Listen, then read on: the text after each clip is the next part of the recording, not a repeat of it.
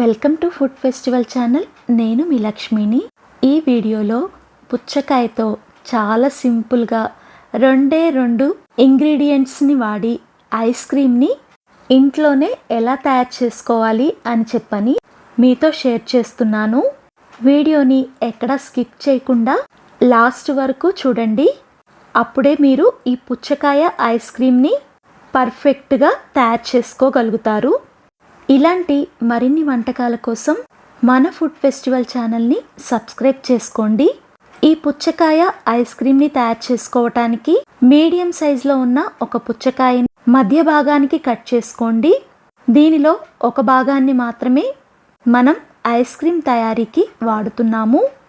పుచ్చకాయ మధ్యలో ఉన్న పల్ప్ని వీడియోలో చూపించిన విధంగా స్పూన్ తోటి సపరేట్ చేసుకొని వేరొక గిన్నెలోకి వేసేసుకోండి.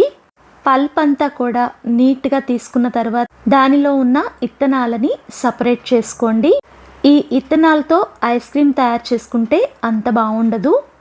పుచ్చకాయలో ఉన్న గుజ్జుని తీసేసిన తర్వాత పుచ్చకాయ ఒక బౌల్ లాగా తయారైంది.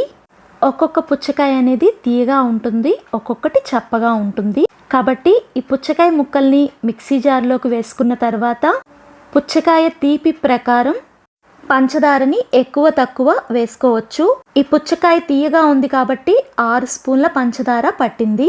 అలాగే ఫ్రెష్ క్రీమ్ని దీంట్లో వేయండి. ఇది మీ దగ్గర లేకపోతే 1 కప్పు వరకు పాల మీద మీగడైనా వేసుకోవచ్చు. దీన్నంతా ఫైన్గా మిక్సీ ఆడించుకొని తయారు చేసుకున్న పుచ్చకాయ బౌల్లోకి దీన్నంతటినీ కూడా ట్రాన్స్ఫర్ చేసేసుకోండి. అయినా ఐస్ ఫామ్ అవ్వకుండా పైనుంచి సిల్వర్ ఫాయిల్ని పెట్టేసేసి ఈ బౌల్ని ఇలా క్లోజ్ చేసేసేయండి. ఈ బౌల్ని ఒక గిన్నె మీద అమర్చుకోండి. దీన్ని డీప్ ఫ్రిడ్జ్లో పెట్టేసేయండి.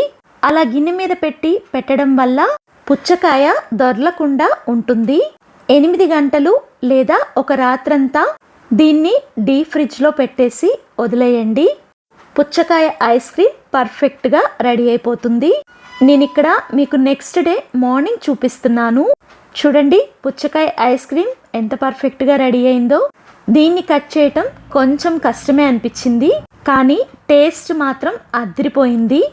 మీరు కూడా ఒక్కసారి నా స్టైల్ ఈ పుచ్చకాయ ఐస్ క్రీమ్ని ట్రై చేసి మీకెలా వచ్చిందో కామెంట్ చేయండి. వీడియో నచ్చితే తప్పనిసరిగా లైక్ చేయండి. ఈ వీడియోని మీ ఫ్రెండ్స్కి రిలేటివ్స్కి షేర్ చేయండి. వీడియోని పూర్తిగా వీక్షించినందుకు మీ అందరికీ ధన్యవాదాలు. మన ఛానల్లో సమ్మర్ స్పెషల్గా చాలా రెసిపీస్ పోస్ట్ చేశాను, ఒక్కసారి చూడండి. ఇంకొక హెల్దీ రెసిపీతో మీ ముందుంటాను.